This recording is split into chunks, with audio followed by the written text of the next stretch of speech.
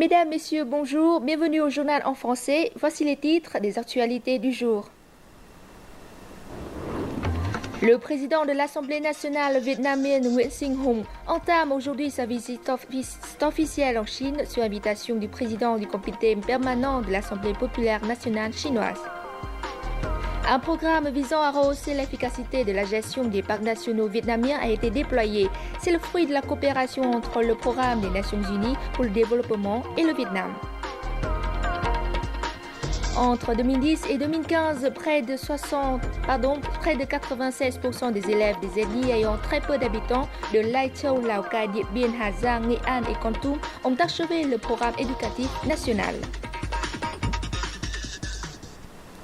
Le président de l'Assemblée nationale vietnamienne Nguyen Sinh Hung est arrivé ce mercredi à Pékin pour entamer sa visite officielle de 5 jours en Chine sur invitation de Chiang Kai-shek, le président du comité permanent de l'Assemblée populaire nationale chinoise. Dans la journée, M. Nguyen Sinh Hung a eu une entrevue avec le secrétaire général du Parti communiste et président chinois Xi Jinping. Lors de cet entretien, Nguyen Sinh Hung a affirmé que le Vietnam souhaite resserrer l'amitié sino-vietnamienne en maintenant une diplomatie pacifique, indépendante et autonome. Il a insisté sur la nécessité de mettre en œuvre les accords signés par les dirigeants des deux pays et d'élargir leur sphère de coopération. S'agissant du dossier de la mer orientale, Nguyen Sinh Hung a de nouveau affirmé la volonté du Vietnam de régler les différends maritimes conformément au droit international en tenant compte des intérêts de chaque pays et de l'ensemble des relations Vietnam-Chine. De son côté, le dirigeant chinois affirme que la Chine soutient le renforcement de la coopération parlementaire et de l'échange populaire entre les deux pays. Selon lui, dans les temps à venir, les deux pays doivent intensifier les visites à tous les niveaux, partager leurs informations et leurs expériences et se soutenir lors des tribunes internationales. Xi Jinping a également confirmé sa présence au sommet de l'APEC qui se tiendra au Vietnam en 2017. Le même jour, le président de l'Assemblée nationale, Nguyen Sinh Hung, a rencontré le personnel de l'ambassade du Vietnam à Pékin et les représentants de la diaspora vietnamienne en Chine. Une cérémonie saluant la mise en service du premier turbo-alternateur de la centrale hydroélectrique de Lai Châu a eu lieu mercredi en présence du Premier ministre Nguyen Tân Dũng. D'une puissance de 1200 MW, Lai Châu est la troisième plus grande centrale hydroélectrique construite sur la rivière Da, la rivière Noire, après celle de Sơn La et de Hòa Bình. Ces trois centrales pourront produire chaque année environ 25 milliards de kWh, soit un tiers de la production électrique totale du pays. Lors de la cérémonie, le Premier ministre a félicité le groupe Électricité du Vietnam, le maître d'ouvrage de la centrale. À cette occasion, il a décerné l'ordre du travail de 2e et de 3e classe à 10 collectifs ayant contribué très significativement au mouvement d'émulation et de solidarité pour la construction de la centrale hydroélectrique de Lai Châu. Depuis le 1er décembre, le département américain de l'agriculture a décidé d'appliquer des règles définitives sur un programme de surveillance des poissons-chats vietnamiens. Selon ces règles, l'élevage, la transformation et l'exploitation des poissons-chats vietnamiens doivent respecter les règles américaines. Cependant, avec la signature de l'accord de partenariat transpacifique, les experts ont estimé que ces règles ne sont pas justes pour les pays exportateurs de poissons-chats, dont le Vietnam. Les explications avec Kiều Anh. L'avocat Ngo Quang Thuy a pris part à plusieurs procès de dumping liés au secteur aquatique vietnamien. Ces nouvelles règles du département américain de l'agriculture seraient des barrières commerciales pour le Vietnam. Le gouvernement américain s'est engagé à s'orienter vers les pays asiatiques et à publier des politiques équitables répondant aux critères de l'Organisation mondiale du commerce. Et si nous analysons bien, l'application des règles définitives n'est pas équitable pour les exportations des poissons-chats du Vietnam. Selon les avocats, si les États-Unis veulent appliquer ces règles, ils doivent prouver que les poissons-chats vietnamiens ont des impacts négatifs sur la santé des consommateurs américains. Or, depuis 10 ans, les poissons-chats vietnamiens répondent bien aux exigences américaines sur la sécurité alimentaire. À présent, le gouvernement américain n'a pas de preuves qui montrent que les poissons-chats vietnamiens portent atteinte à la santé des consommateurs américains. J'en suis sûr. Le ministère de l'Agriculture et du Développement rural a affirmé qu'il formera un contingent de recherche sur les normes actuelles et sur les nouvelles normes américaines pour trouver des mesures adéquates. J'affirme que le Vietnam répond bien aux critères d'hygiène alimentaire dans le processus d'élevage des poissons-chats. L'association de transformation et d'exportation de poissons-chats VASEP recueille des opinions juridiques pour proposer des estimations et des comparaisons entre les normes vietnamiennes et américaines. Elle donnera ses conclusions à la fin de cette année. 12,3 milliards de dollars ont été envoyés au Vietnam depuis l'étranger en 2015. Ce chiffre vient d'être annoncé par la Banque mondiale. Avec cette estimation, cette institution financière place le Vietnam dans le top des 10 pays qui reçoivent le plus de fonds envoyés de l'étranger cette année. Selon cette prévision, le montant des fonds envoyés au Vietnam de l'étranger cette année battra le record de 12 milliards de dollars enregistré l'an dernier. Rien qu'Ho Chi Minh Ville a reçu plus de 5 milliards de dollars. Cette année, la plupart de ces fonds sont envoyés d'Amérique, d'Europe et d'Asie, dont des pays asiatiques, la République de Corée, la Chine et le Japon. Ce sont les envois de fonds en provenance des pays asiatiques qui ont augmenté le plus. Le Vietnam se classe à la 16e place mondiale en matière de biodiversité et figure parmi les 10 centres de biodiversité du monde. Cependant, les parcs nationaux font face à de nombreux défis, surtout financiers, dans la préservation et le développement de la biodiversité. Afin de surmonter ces défis, un programme visant à rehausser l'efficacité de la gestion des parcs nationaux vietnamiens a été déployé. Ce programme constitue le fruit de la coopération entre le Programme des Nations Unies pour le développement et le ministère des Ressources naturelles et de l'Environnement.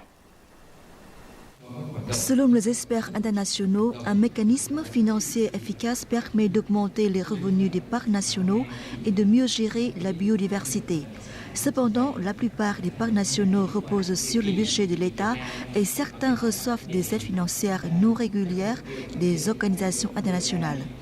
Il est donc nécessaire de trouver des ressources financières durables pour les parcs nationaux.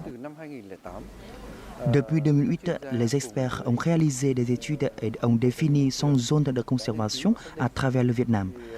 Mais la gestion de ces zones et de la biodiversité laisse encore à désirer. Il manque de ressources financières pour ce travail de gestion et de conservation. Nous voici au parc national Cat Ba qui renferme la plus grande biodiversité du Vietnam. C'est le premier lieu qui dispose à la fois d'un système biologique et de ressources de la faune, de la flore et de la mer.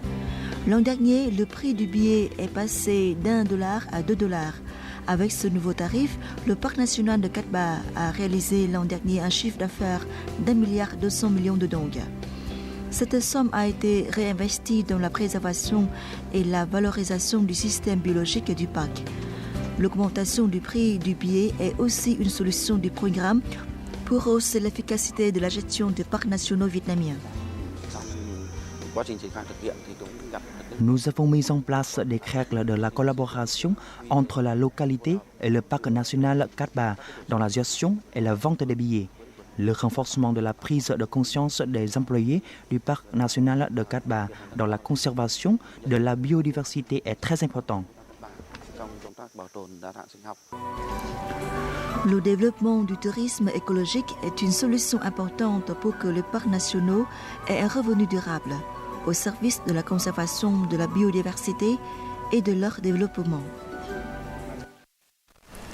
L'île de Phu Quoc, située à l'extrême sud du Vietnam, commence à être comparée à celle de Phuket en Thaïlande ou celle de Bali en Indonésie.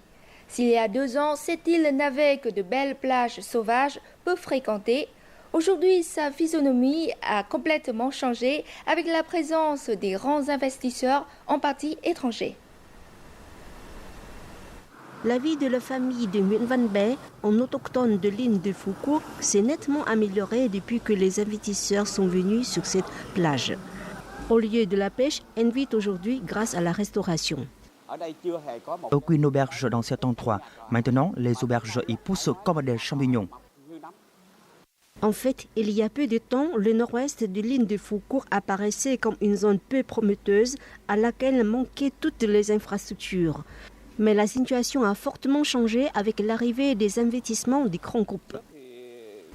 Je venais à Foucault il y a un certain temps. Et je ne voulais y rester qu'un jour car c'était très triste. Maintenant, tout a changé en moins d'un mois.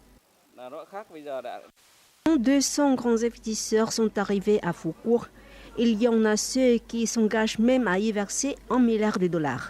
Les resorts, les terrains de golf, les parcs d'attractions, les hôpitaux 5 étoiles y apparaissent l'un après l'autre.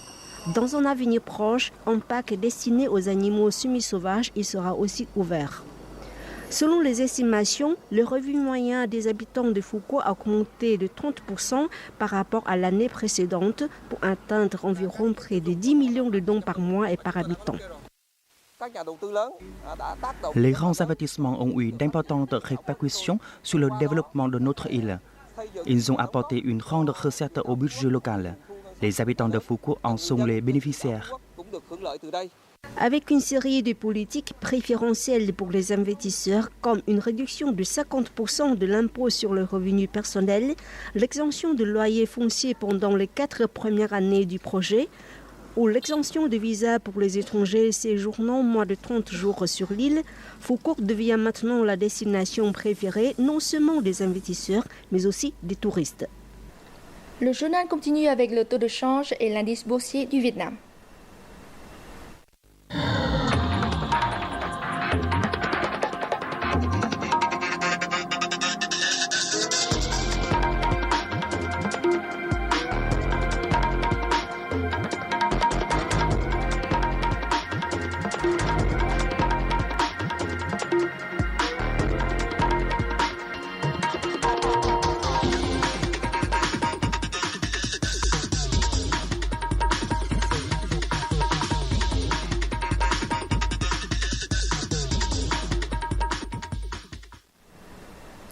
Aucun accident dans l'aviation civile n'a été enregistré depuis 17 ans au Vietnam. La sécurité aérienne a été assurée. C'est ce qui ressort d'une conférence organisée ce mercredi à Hanoï par le Comité national de la sécurité de l'aviation civile sous la houlette du vice-premier ministre Hoàng Trung Hải, également président du dit comité. La conférence a examiné le bilan quinquennal des activités du Comité national de la sécurité de l'aviation civile et défini ses missions pour 2016. Entre 2009 et 2014, l'aviation civile a enregistré une hausse de près de 14% du nombre de ses passagers et de 16,7% du volume de marchandises transportées.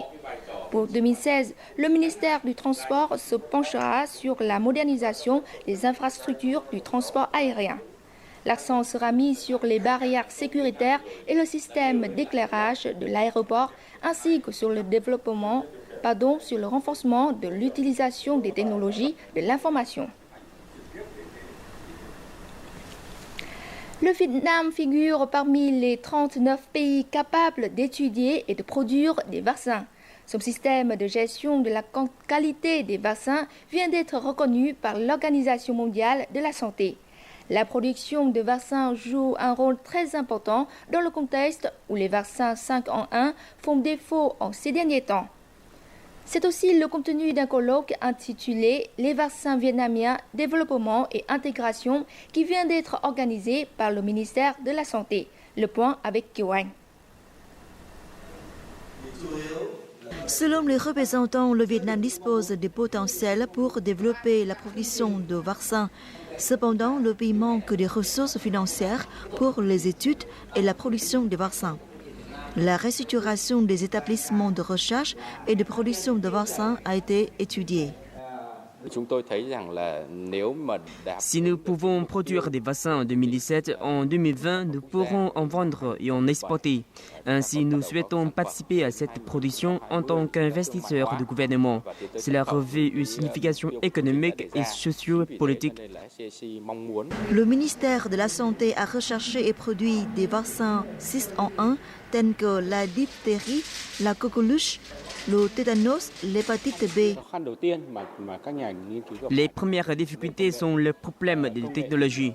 Pour la production des vaccins, les établissements de production et les finances jouent un rôle très important. Selon l'objectif du programme national de vaccins pour l'homme d'ici 2020, le Vietnam produira et commercialisera au moins 7 vaccins.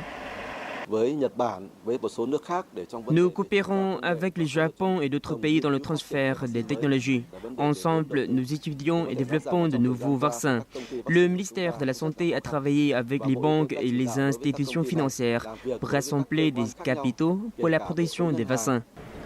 Les ressources de vaccins se raréfient dans le monde entier.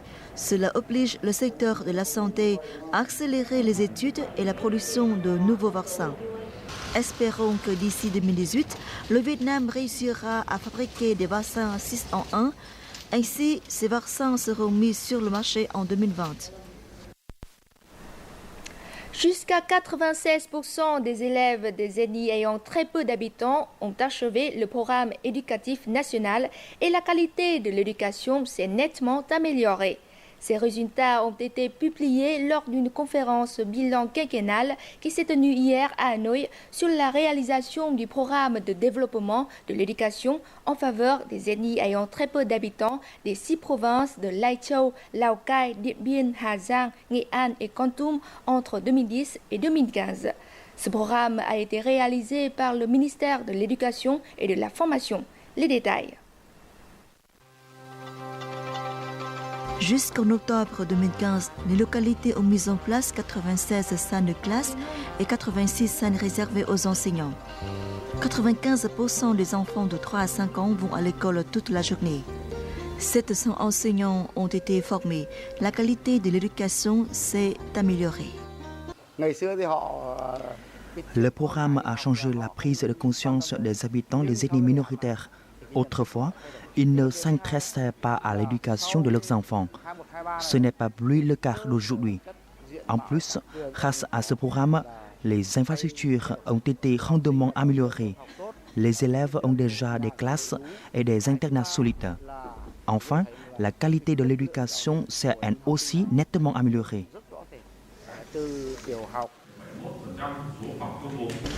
Cependant, les représentants du ministère de l'Éducation et de la Formation ont identifié des problèmes dans le programme. En effet, certains élèves ont abandonné leurs études. Nous n'avons pas encore mobilisé des ressources hors des ressources du budget de l'État pour la construction des écoles. En réalité, les conditions dans les écoles dans les montagnes sont encore très difficiles. Quelques 10 000 habitants des ethnies minoritaires ne bénéficient pas des politiques privilégiées du programme du PNUD et du ministère vietnamien de l'Éducation et de la Formation. Toujours selon cette représentante du ministère de l'Éducation et de la Formation, le programme est une base solide pour la mise en place d'une politique éducative particulière en faveur des habitants des ethnies minoritaires. Nous continuons de mettre en place le plan de développement de l'éducation en faveur des ethnies minoritaires. Ce programme prendra fin à la fin de cette année. Alors, nous demandons au Premier ministre de prolonger ce programme. Nous souhaitons mettre en place des politiques de développement de l'éducation d'une manière efficace dans le temps à venir. Le développement de l'éducation et l'augmentation du niveau éducatif des ethnies minoritaires contribuent largement à la croissance socio-économique et à l'amélioration du bien-être social. Il contribue également à assurer les intérêts des habitants des minorités ethniques du Vietnam.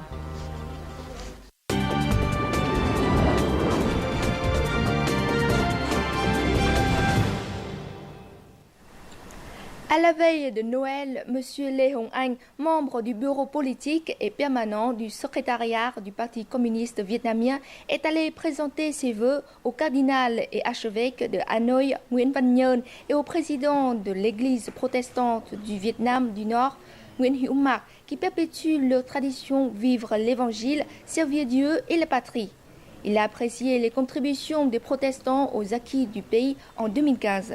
À cette occasion, M. Lê Hồng Anh a appelé Nguyễn Hữu Mạc et les dignitaires protestants à encourager les fidèles à valoriser le patriotisme et à contribuer davantage au renforcement du bloc de grande union nationale. De son côté, le président du comité central du Front de la Patrie du Vietnam, Nguyễn Thiện Nhân, accompagné du permanent du comité chargé des hauts plateaux du centre et des autorités de la province de Kon Tum, est allé présenter ses vœux de Noël à l'évêque Nguyễn Hùng Vĩ et aux catholiques de la paroisse de Kon Tum. Nguyễn Thiện Nhân a profité de ce déplacement pour offrir des cadeaux aux enfants orphelins ou handicapés de la province. Et voici l'ambiance à Ho Chi Minh Ville à la veille de Noël. L'ambiance festive a envahi en fait les rues de la mégapole du Sud depuis plusieurs jours. Nous voici sur la rue Phạm Thế Hiển dans le 8e arrondissement de la ville, une rue qui attire toujours beaucoup de visiteurs à l'approche de Noël grâce aux ornements somptueux mis en place par les habitants de la paroisse vivant sur place. Malgré la pluie et le léger froid, ce quartier est toujours rempli de monde. Beaucoup de visiteurs sont des jeunes qui viennent pour partager la joie à l'approche de la fête. De nombreux autres quartiers de la ville sont également très décorés par les ornements de Noël.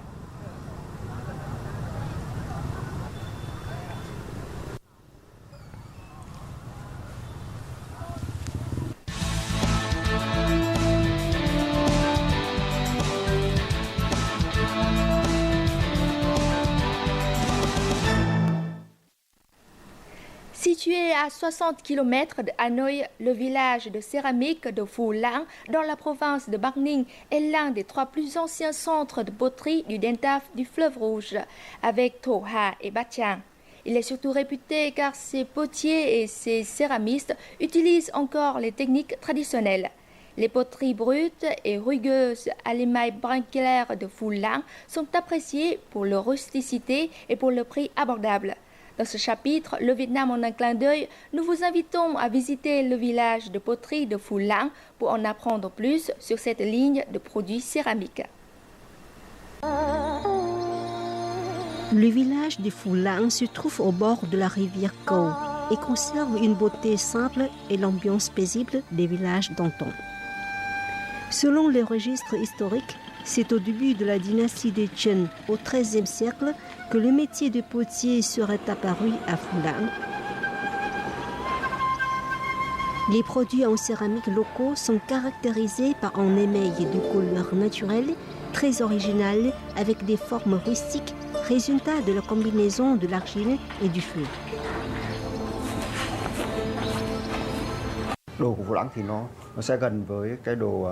La poterie de Phu Lang est proche de la sculpture. Si l'on compare avec les produits en céramique de Bat Chang, elle semble être plus rugueuse, mais elle attire les regards par cette originalité.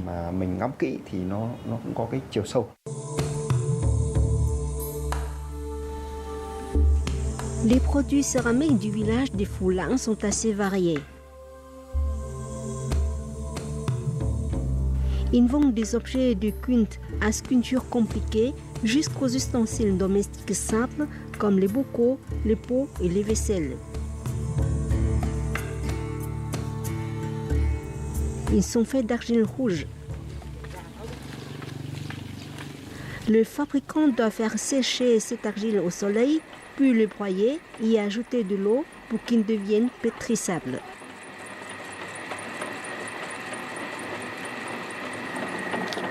Le choix de l'argile est très important. Cette argile est souvent prise dans les mines à Quy-Võ et à Yên Dũng. La cuisson se fait avec des méthodes artisanales. Les produits doivent être mis sous par le feu.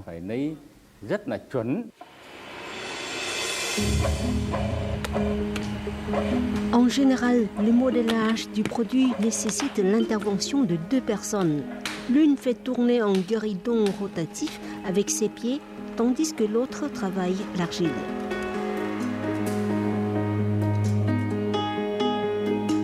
Une fois la forme réalisée, les poteries crues sont séchées en plein air par le soleil et le vent. Elles sont ensuite lissées avant embellissement. Les fabricants créent des motifs sur leurs produits avec une baguette de bambou. Quant à l'émail du foulang, il résulte d'un mélange savant de centre d'une plante forestière, de chaux, de pâte de pierre et de boue d'alluvion.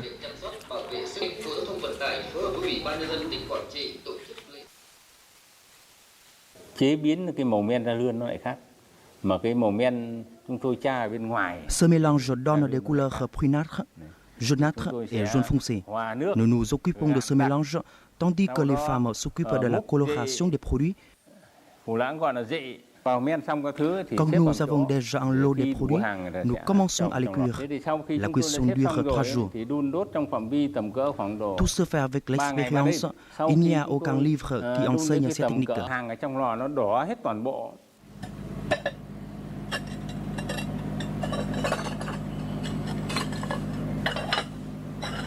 Bien que Foulang ne se trouve pas loin des mines de charbon, ici, la cuisson des produits céramiques est réalisée exclusivement avec du bois.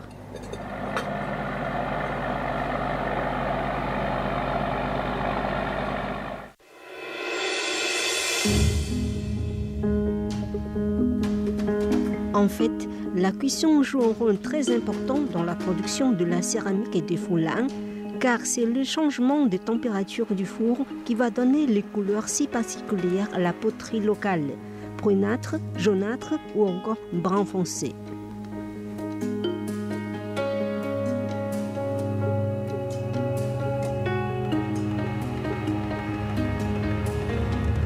Ở Phú Lãng với tôi thì tôi thấy có một cái lợi thế chính là cái xương đất.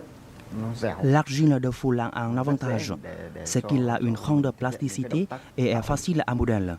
Quand il est cuit à plus de 1200 degrés, sa couleur naturelle et celle de l'émail permettent de créer des couleurs spécifiques à ce produit. Tout dépend du savoir-faire des céramistes. Une température trop élevée ou trop basse peut abîmer les produits. Pour pouvoir réaliser une fournée entière de céramique, il faut surveiller le four 24/24.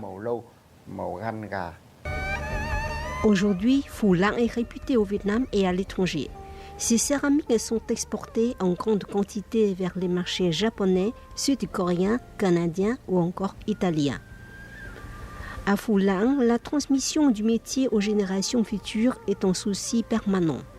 De nombreux artisans ont d'ores et déjà envoyé leurs enfants dans les écoles des beaux-arts pour assurer la préservation du savoir-faire. D'un village des métiers traditionnels, Foulang est aussi devenu un lieu touristique qui séduit non seulement les Vietnamiens, mais aussi les touristes étrangers.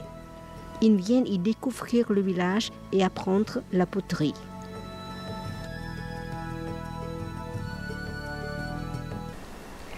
Découvrons tout de suite les prévisions météorologiques dans les principales villes du Vietnam pour demain.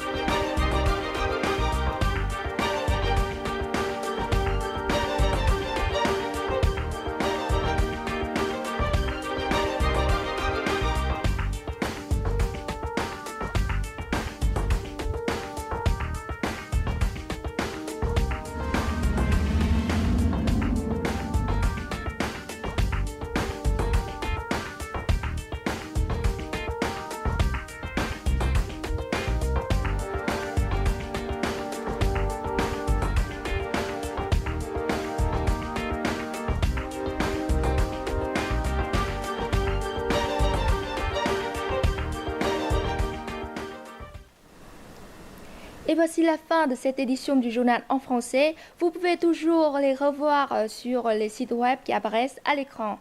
Merci pour votre fidélité. Au revoir et à bientôt.